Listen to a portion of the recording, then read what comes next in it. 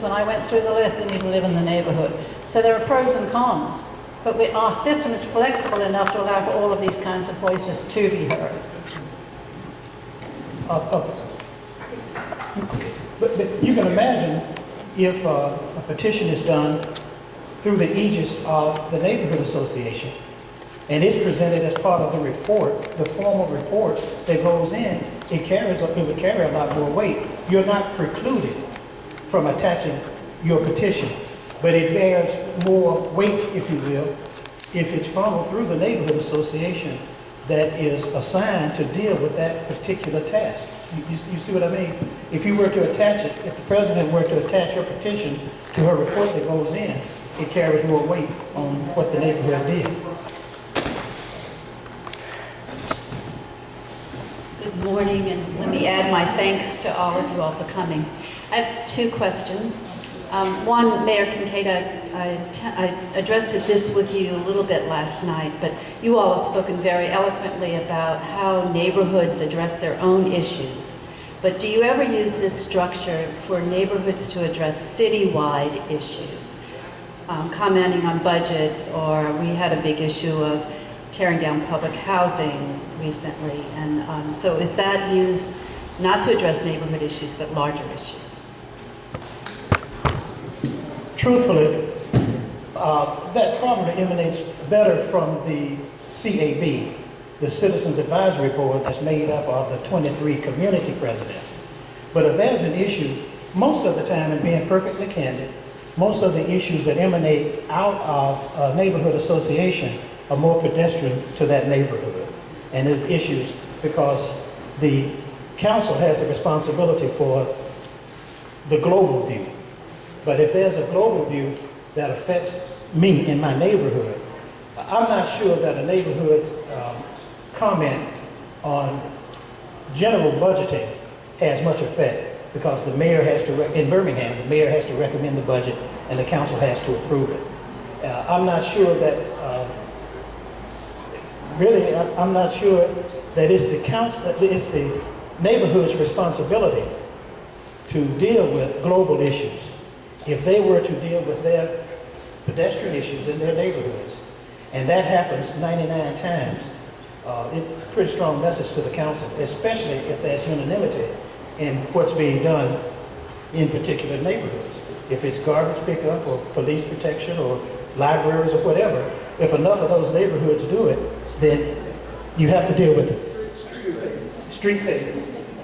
Yeah, we noticed that y'all have a challenge in New Orleans with your street paving.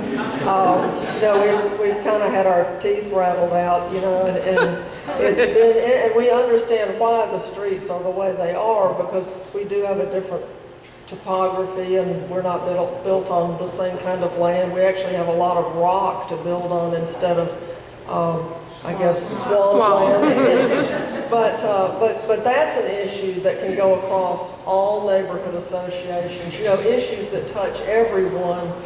That, even the fact that our streets seem to be in pretty good shape now, we didn't realize how good they were until we got them. But that is still a big issue across the entire city. Infrastructure that touches everyone, whereas a public housing community is usually going to be in one or two neighborhoods, and those people are going to be very vocal.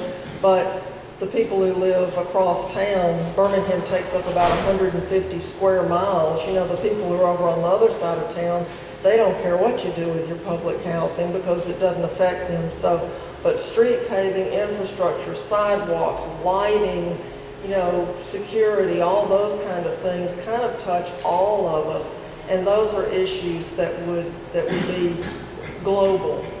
And the CAB would really be more of a place where that, at their monthly meeting, those kind of global issues are more often heard.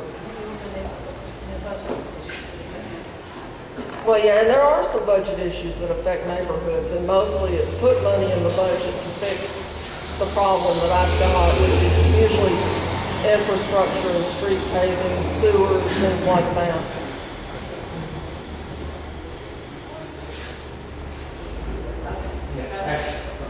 So just, he wants to wind this up. So As we think forward and try and make this the best plan, you all have mentioned that you have some bumps in the road, and I wanted to know maybe one or two of what those are and how we might avoid those. The biggest problem that I see your plan or the implementation of your plan facing is designating discrete geographical regions that are going to be called neighborhoods. There has to be a determination of how many neighborhoods there are going to be in your CPP. And I realize that there are some citizens of New Orleans that lay claim to neighborhood designations already. That might not comport with what the final plan is or should be. But there needs to be, as you can see, as we've discussed, various issues that might emanate out of a neighborhood. There has to be a discrete line drawn to say this is neighborhood A discrete line drawn saying this is neighborhood B. To some extent, it ought to comport with your council districts so that a council member is responsible for his or her neighborhoods. The citizens, a council member is responsible for the whole city. But again, that council member is elected from districts. And if that happens, if your 5 at-large council members would certainly be appreciative of the fact that this is my territory.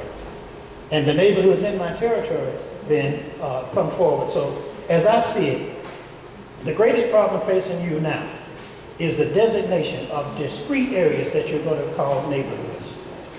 The second one is the funding. He who controls the purse strings calls the tune. Who is going to control the purse strings for your CPP? That is very important because, but whoever that is ought to be the one that says, this is the process that we're going to use to determine our neighborhoods. And you can tell from what we've said that it's very important that the locus of your discussion has to be at the neighborhood level. And as long as that is the case, then I think it works very well. But that is, and too many hands in the kitchen spoils the soup. So you cannot have all kind of organizations saying that I speak for this neighborhood. There needs to be discrete lines drawn. There needs to be leadership in that neighborhood that has to listen to the voices of the people that he or she is supposed to lead. And then the city government has to listen to that which has been established. And if that were to occur, you would have a very successful CPP program in my mind. I hope I didn't step on too many toes or go too many oxen. Mr. Mayor, while you have the microphone, why don't you introduce your wife? My wife, Elfrida Kincaid, retired school teacher. But again, you all have gone a long way toward getting it established, but now some hard decisions in my mind have to be made. The hardest one is what is a neighborhood in New Orleans? What are the lines for it? And then you get with how you're going to fund it and that kind of thing, but you've gone a long way in pulling together various factions across the city to take a look at it. And with that, I'll be quiet and let anyone else who has comments. Why don't you guys each specifically give some final thoughts? Yeah. Another thing that is of some interest is the neighborhood boundaries were drawn by the city initially in Birmingham. And where there was disagreement, I don't belong in this neighborhood, I should be over there. If it was a finite amount of space, there was a process that part of a neighborhood could be moved to the neighborhood next door. So not everyone could come in and just say, well, I want to be, we have 99 neighborhoods, I want to be number 100, my little area is special. That wasn't allowed, but you could actually change the borders of the neighborhoods if someone felt that I really should be over in the one next door, but not by individuals. You had to take a whole section, a whole street, a whole section of blocks and move it, but that was possible. But since we're now wrapping up instead of doing what we were going to do, I would just say that I certainly have a great deal of enthusiasm over the neighborhood, the citizen participation program. it works so well for us. And I want to mention that not only does the mayor and city council pay attention to the neighborhood associations, the Board of Education, the internal departments within the city, everybody knows to go to the neighborhood association when there's an issue. So it is the controlling factor in the city. And it really helps the elected officials because you have one group to go to for that part of town that's going to speak for that part of town, and no matter how many homeowners associations or other types of subdivisions are in that neighborhood, everybody knows that you all go to the neighborhood association when you want to get something accomplished, want to get a decision made, want to get some other people to jump on your bandwagon over the issue that your group has. That's how it works, and everybody pays attention to the neighborhood associations. And of course, we've got 37 years of training people to do that, but we had to start at ground zero too. You know, and everything wasn't all sweetness and light to start with for us either. There were disgruntled people, and you know, most of them ran for office and beat somebody else to get them out of the way, and you know, the usual political process, which is messy. But it works, and it works extremely well, and we have our bumps in the road and hiccups like anybody else, but it works. And I just want to say that because it works very, very, very well for the citizens who live in the neighborhoods. And that's who we're interested in. We're interested in the people who actually have chosen to live in our city, and not necessarily people who just look from the outside in and say, boy, I could make some money over there. So thank you for having us. All I'd like to say is just thank you for letting us be in New Orleans and being such gracious hosts. It's been a pleasure being here the last couple of days.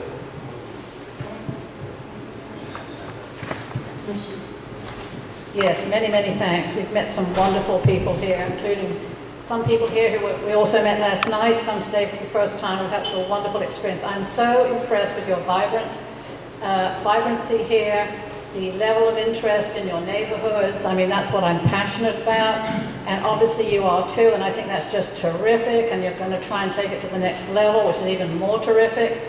I would say that, yes, I do agree with Mayor Kincaid. Absolutely, if you had the boundaries in place, it would be the best thing. I think in 2011, as we've heard, it's going to be extremely difficult to pull that off in the short term, if not impossible. So I would like to say that even if initially you can't get the actual boundaries in place, because I think it's something we did back 35 years ago, and I don't know how they pulled it off then, but we're going to find out. That even if you can have some designated bodies that speak for an area, a neighborhood or an area, that are recognized as being the official spokes group, that might be a good first start. Even if it doesn't have legal boundaries, I do think that may be an option. You know, I tend to be sometimes a rather rigid thinker. Obviously not always, because I have a lot of vision for the neighborhood, but there can be some flexibility in how you go forward. I think there's going to have to be. But I have to say, I think we've all been extremely impressed, particularly when we went on a neighborhood tour of the city yesterday, at how much has been done since Katrina. I don't think any of us, except Don, who has been here more recently, had any idea that the amount of redevelopment and building has happened since then. I give you all great credit for that. And for what we've heard, the neighborhoods have been largely responsible initially for some of that resurgent initiative. And so please continue to go forward. Speaking, I think, probably for all of us, certainly for myself, I would be always happy. And Keith will have our contact information. Anybody ever wants to ask us any questions, don't hesitate. You know, we would love to work with you on a more individual basis. And seeing the time I've been down here, I would see one of ways we can grow in Birmingham is to have people like me and Doris and some others who have been successful in our neighborhoods for a variety of reasons. Maybe try to mentor some of the neighborhoods who are a bit more struggling, who maybe don't have sometimes the leadership that has learned how to use and work the system. And I mean that in a good way. I don't mean manipulate the system, because our system is actually, it sounds a bit rigid, but it's actually quite flexible. I mean, we are enabled, I can walk into City Hall and walk into anybody's office, at least at the secretary level. I can call them, I can email them, and we can approach any employee of the city and ask for their help and ask for their input. I don't know if that's the case here or not, but we are certainly able to do that. And the neighborhood assistance, and if you establish relationships, then you're more likely to be listened to. And so I would certainly encourage that at the neighborhood level when you're working. You probably already do that a lot, but do that as much as you can. And many thanks for your gracious hospitality. We've all had a wonderful time, and thank you so much.